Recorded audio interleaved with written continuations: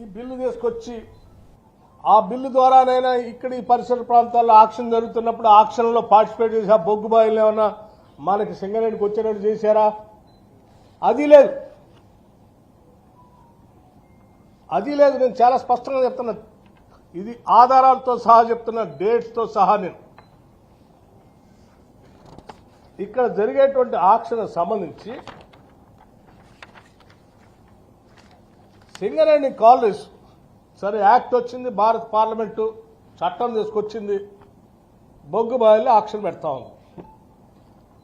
మరి ఎవడైనా తెలివైనవాడు ఆక్షన్ పెడతా ఉంటే, అది కూడా సింగరేణి పక్కన ఉన్నటువంటి బొగ్గు బాయిలు ఆక్షన్ పెడతా ఉంటే, చట్టం ప్రకారం వాళ్ళు చేస్తూ ఉంటే తప్పనిసరి పరిస్థితి ఉత్పన్నం అయితే ఎట్టి పరిస్థితుల్లో నువ్వు ఆ బొగ్గు బాయిలు పోకుండా నువ్వే పార్టిసిపేట్ చేసి నువ్వు తెచ్చి పెట్టుకుంటావు. ఎందుకంటే నీ పరిస్థితి బాగాలేదు కాబట్టి. నువ్వేం చేశావు? సింగరేణి కాలేజ్ సంబంధించిన బోర్డు ఒక సమావేశం పెట్టుకొని 2021 అక్టోబర్ 29 నాడు ఈ బొగ్గు బాయిల వేలంలో పాల్గొనాలని సింగరేణి యాజమాన్యం నిర్ణయం చేసింది. పాల్గొని నిర్ణయం ఎందుకు చేసిందంటే, మనకి దాదాపు ఇంకో 20 బొగ్గు బాయిలు మూసేస్తున్నారు, అవి లేకపోతే మనం కథమైపోతాం, అది కూడా మన ప్రాంతంలో చేస్తామని, ఎక్కడో వేరే రాష్ట్రాల్లో అయితే ఇబ్బంది, ఈ బోనీకుండా మనం కాపాడుకోవాలని బోర్డు నిర్ణయం చేసింది. నిర్ణయం చేసినప్పుడు ఏం చేశారు వీళ్ళు? వేలంపాట్లోకి పోకుండా కేవలం వారం రోజుల్లోనే ఆనాటి ముఖ్యమంత్రిగా ఉన్నటువంటి పెద్దలు చంద్రశేఖరరావు గారి నాయకత్వంలో ఒక కోర్ కమిటీ నవంబర్ 5న, ఇదేమో అక్టోబర్ 29న సింగరేణి బోర్డు నిర్ణయం చేసింది. 2021 అక్టోబర్ 29 సింగరేణి బోర్డు ఆక్షన్లో పాల్గొనని నిర్ణయం చేసింది. దానికి సంబంధించి కేవలం వారం రోజుల్లోనే 2021 నవంబర్ 5న కోర్ కమిటీ సమావేశమై గోదావరి వ్యాలీలోని బొగ్గు గనులను సింగరేణి తీసుకోవద్దు అని కేసీఆర్ ఆదేశాల మేరకు నిర్ణయం చేశారు. ఎందుకు చేశారయ్యా? ఎందుకు చేశారు అంటే, ఈ పరిసర ప్రాంతాల్లో ఉన్నటువంటి బొగ్గు గనులు సంబంధించి, ఉదాహరణ సత్తుపల్లిలో ఉన్నటువంటి సత్తుపల్లి 3, కోయగూడెం, ఈ రెండు మందేరే. ఈ రెండు బొగ్గు బాయిలు వారికి సంబంధించిన స్నేహితులు పారిశ్రామికవేత్తలకి చెందేటట్టుగా ఉండటం కోసం సింగరేణి, ఎందుకంటే అత్యంత ఎలిజిబిలిటీ ఉన్నటువంటి కంపెనీ కదా, ఎక్స్పర్టైజ్ దీనికే ఉంది, ఫైనాన్షియల్ స్టెబిలిటీ స్ట్రెంగ్త్ దీనికే ఉంది, మైనింగ్ ఎక్స్పర్టైజ్ దీనికే ఉంది. సింగరేణి పార్టిసిపేట్ చేస్తే వాళ్ళకి రాదని సింగరేణి పార్టిసిపేట్ చేయకుండా చేసి వారికి కావాల్సిన ఇరు కంపెనీలకు వచ్చేటట్టుగా ఒక పెద్ద కుట్ర జరిగింది. ఏంటే ఆ కంపెనీలు? ఒకసారి అందరూ తెలంగాణ ప్రజలంతా గమనించాలి. కోయగూడెం బ్లాక్ మెసెస్ ఆరో కోల్ మైనింగ్ ప్రైవేట్ లిమిటెడ్. ఆరో అంటే ఎవరిది? అరబిందో వాళ్ళు. ఆరో కోల్ మైనింగ్ ప్రైవేట్ లిమిటెడ్ ఒకటి. ఇంకోటి సత్తుపల్లి బ్లాక్నేమో అవంతిగా కాంట్రాక్టర్స్ ఇండియా లిమిటెడ్ కట్టబెట్టారు. ఈ రెండు ఎవరయ్యా? ఒకటేమో అరబిందో. అరబిందో వాళ్ళ లింక్ ఏంటో మీ అందరూ తెలిసింది. అరబిందో వాళ్ళ లింక్ ఏంటో మీ అందరూ తెలిసిందే. లిక్కర్ స్కాము ఢిల్లీ దాకా అందులో ఉన్నటువంటి వాళ్ళు, వీళ్ళ కుటుంబ సభ్యులు ఎవరెవరు మిలాఖత్ ఉన్నారో మీ అందరూ తెలుసు. వాళ్ళు వాళ్ళకి వీళ్ళిద్దరు కలిసి బాండ్స్ కూడా ఇచ్చారు, ఏదో బీజేపీ గవర్నమెంట్ కూడా. సో లిక్కర్ దాంట్లో సహాయం చేసినందుకు ఒక బ్లాక్ ఆఫ్ చెప్తారు. ఇంకో ఆయన అవంతిగా కాంట్రాక్టర్స్ ప్రతిమ వాడు. ఈ ప్రతిమ ఎవరిదో మీ అందరూ తెలిసింది, రాష్ట్ర ప్రజలందరూ తెలుసు. వీళ్ళకున్న అత్యంత ప్రతిభ ఏంటో తెలుసు, ఈ ప్రతిమ కంపెనీ ఎవరిదో కూడా తెలుసు. ఈ రెండు కంపెనీలు కేవలం టీఆర్ఎస్ పార్టీకి సంబంధించిన నాయకత్వానికి కావాల్సినటువంటి అత్యంత సన్నిహిత కంపెనీలు. వాళ్ళకి చెందటం కోసం సింగరేణిని బొందబెట్టి సింగరేణిని ఇందులో పాల్గొనకుండా చేసి సింగరేణికి 2 బ్లాకులు లేకుండా చేసి అతిపెద్ద కుట్ర 10 సంవత్సరాల్లో చేసి సింగరేణిని అన్యాయం చేస్తారు. మీ వల్లే 2 రాకుండా పోయినాయి. ఇది వాస్తవం. ఇది అయిపోయిందే. సింగరేణిని ఏడొద్దన్నారు. ఏడొద్దన్నావు కోల్ బ్లాక్, ఎందుకంటే వీళ్ళ మనుషులు కావాలి కాబట్టి.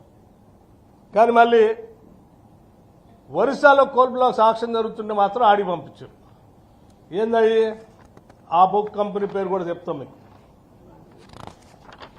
ఒరిస్సాలో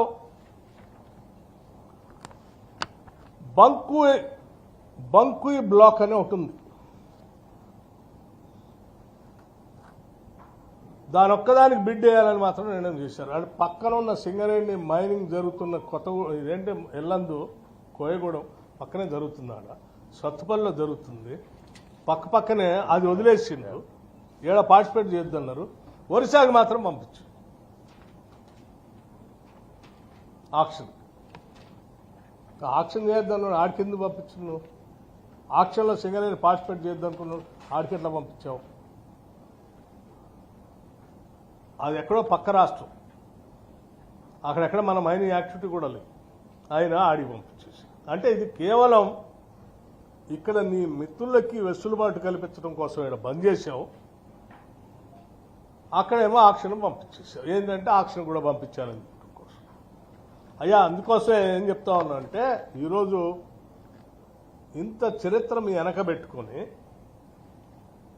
42,000 మంది ఉద్యోగస్తులు నేరుగా పనిచేసేటువంటి పర్మనెంట్ ఉద్యోగస్తులు, 22,000 మంది కాంట్రాక్ట్ అవుట్సోర్సింగ్ ఉద్యోగస్తులు, దాదాపు ఇంకో 50,000 మంది పరోక్షంగా ఆధారపడి బతికేటువంటి వాళ్ళు, తెలంగాణ రాష్ట్రాన్ని తలమానికంగా ఉన్నటువంటి సింగరేణి సంబంధించిన ఈ వ్యవస్థని సర్వనాశనం చేసి నీ కుటుంబ అవసరాల కోసం ఈరోజు తగుదనమ్మా అని చెప్పి మళ్ళీ కాంగ్రెస్ గవర్నమెంట్ వచ్చింది.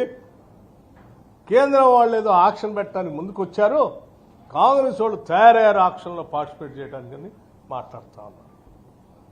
మేము చెప్తా ఉన్నాం చాలా స్పష్టంగా. ఇప్పటికే కాంగ్రెస్ ప్రభుత్వం రాగానే పార్లమెంట్ ఎన్నికల కంటే ముందే కేంద్రంలో ఉన్నటువంటి ఆనాటి కోల్ మినిస్టర్ని కలిశాం. సింగరేణి పరిసర ప్రాంతాల్లో ఉన్న కోల్ బ్లాక్స్ అన్నింటినీ కనీసం ఇప్పటికైనా మీరు కొంత నిర్ణయం తీసుకొని మాకే అలాట్ చేయండి అని అడిగాం. ఆక్షన్ లేకుండా మీలాగా ఆక్షన్లో పార్టిసిపేట్ చేయకుండా ఉండాలని మేము కుట్ర చేయలే. అది ఎగ్జామ్షన్ ఇవ్వండి అని అడిగాం. అడగటమే కాదు, ఇప్పుడు కూడా ఏదో తెలంగాణ మీద విపరీతమైన ప్రేమ ఉందని మాట్లాడుతున్నటువంటి భారతీయ జనతా పార్టీకి సంబంధించిన మంత్రివర్యులు, మరి మన రాష్ట్రానికి సంబంధించిన ఆయన కోల్ మంత్రిగా వచ్చారు, బొగ్గు మంత్రిగా. తెలంగాణలో తలమానికమైనటువంటి ఈ శాఖ మీ దగ్గరకు వచ్చింది. వారికి కూడా మేము విజ్ఞప్తి చేస్తూ ఉన్నాం.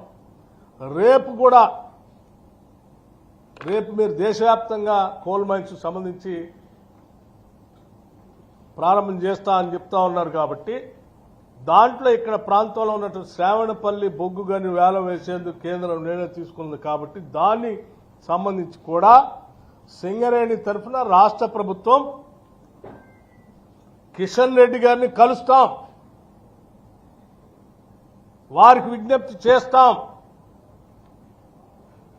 గోదావరి పరివాహ ప్రాంతంలో ఈ సింగరేణి ఏరియాలో ఉన్నటువంటి కోల్ బ్లాక్స్ అన్నీ కూడా ఎంఎండిఆర్ యాక్ట్ ప్రకారం ఆక్షన్లో పెట్టకుండా వీటన్నింటి ఇది కూడా గవర్నమెంట్ ప్రభుత్వ రంగ సంస్థే కాబట్టి దీని వరకు ఎగ్జామ్షన్ ఇచ్చి కేటాయించే కార్యక్రమాన్ని చేయండి అని చెప్పి వారికి విజ్ఞప్తి చేస్తాం. రాతపూర్వకంగా కూడా ఇస్తాం. ఇవ్వటమే కాదు, వారిని రిక్వెస్ట్ చేస్తాం. మీరే కాదు, అవసరమైతే ఈ దేశ ప్రధాని నరేంద్ర మోడీ గారిని కూడా కలిసి మనం విజ్ఞప్తి చేద్దాం. మీరు సమయం తీసుకోండి. కేవలం రాష్ట్ర ప్రభుత్వంలో ఉన్నటువంటి వాళ్లే కాదు, రాష్ట్రంలో ఉన్నటువంటి అన్ని రాజకీయ పార్టీలకు సంబంధించిన స్టేక్ హోల్డర్స్ అందరినీ కూడా పిలుస్తాం. వాళ్ళందరూ కూడా తీసుకొని వచ్చి ప్రధానమంత్రి గారిని కలుస్తాం. ఎందుకంటే ఇది రాష్ట్ర ప్రయోజనాలు, ఇది ఎవరో ఒక్కడి కోసం చేసేది కాదు. డెలిగేషన్, ఆల్ పార్టీ డెలిగేషన్ కూడా తీసుకొని వస్తాం. మీరు టైం తీసుకోండి, తెలంగాణ ఆస్తుల్ని కాపాడండి, సింగరేణిని కాపాడండి అని చెప్పి వారిని విజ్ఞప్తి చేస్తాం. అందరిని తీసుకొని వస్తామని వారిని కలిసి ప్రత్యేకంగా రిక్వెస్ట్ కూడా చేయాలని రాష్ట్ర ప్రభుత్వం డిసైడ్ చేసుకుని నిర్ణయం చేసింది. ఇది రాష్ట్ర ప్రజల ప్రయోజనాలను కాంక్షించి మేము చేస్తున్నటువంటి కార్యక్రమం. సింగరేణి ఆస్తుల్ని, వ్యవస్థని కాపాడటం కోసం మేము చేస్తున్నటువంటి కార్యక్రమం. తెచ్చుకున్నదే ఉద్యోగాల కోసం. ఆ ఉద్యోగాలు ఇది సింగరేణి బంద్ అయిపోతే ఆ పరివాహ ప్రాంతంలో ఉన్నటువంటి వేలాది మంది మధ్యతరగతి నిరుపేద కుటుంబాలకి ఉద్యోగ అవకాశాలు లేకుండా పోతాయి. కాబట్టి ఎట్టి పరిస్థితుల్లో ఈవెన్ ఈరోజు సింగరేణి వ్యవస్థలో ఉన్నటువంటి ఎలక్టెడ్ రికగ్నైజ్డ్ యూనియన్స్ కూడా కలిసి మాకు ప్రత్యేకంగా లేఖ కూడా ఇచ్చారు. సింగరేణిని కాపాడటం కోసం ఇక్కడ ఉన్నటువంటి కోల్ బ్లాక్స్ అన్ని సింగరేణికే కేటాయించేటట్టుగా చూడండి, దాని మీద మనం అందరం కలిసి పోరాటం చేద్దామని చెప్పి కూడా వారు లెటర్ ఇచ్చారు ఇంతకుముందే గతంలో.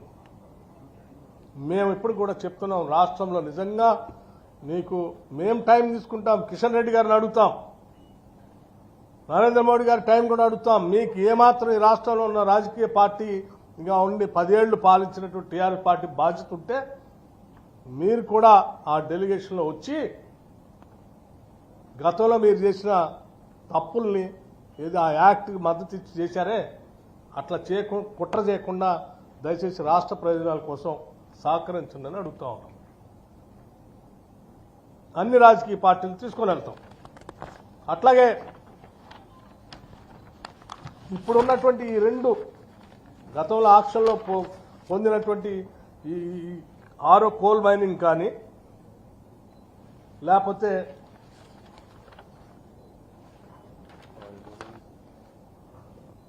అవంతిగా కాంట్రాక్టర్ సంబంధించిన కోల్ మైన్ కానీ ఈ 2 కూడా మీకు ఆక్షన్లో పార్టిసిపేట్ చేసినప్పటికీ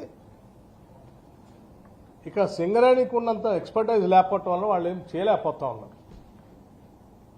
వాళ్ళకి అలాట్ చేసిన టైం కూడా అయిపోయింది. ఆక్షన్లో పార్టిసిపేట్ చేసి అలాట్ చేసిన టైం కూడా నిబంధనల ప్రకారం వాళ్ళు నిర్ణీత గడువులో ప్రారంభం చేయలేదు కాబట్టి వాటిని క్యాన్సిల్ చేయడానికి స్పష్టమైనటువంటి అవకాశాలు ఉన్నాయి. కాబట్టి వాళ్ళు ఇచ్చినటువంటి ఆఫర్ ఏదైతే ఉందో మీకు కేంద్ర ప్రభుత్వానికి ఆ పర్సంటేజ్ ఏదైతే ఉందో మీకు ఆరో కోల్ మైనింగ్ ప్రైవేట్ లిమిటెడ్ వాళ్ళు ఒక 5% టెండర్ దక్కించుకుంది. 5% రెవెన్యూ షేరింగ్ మేము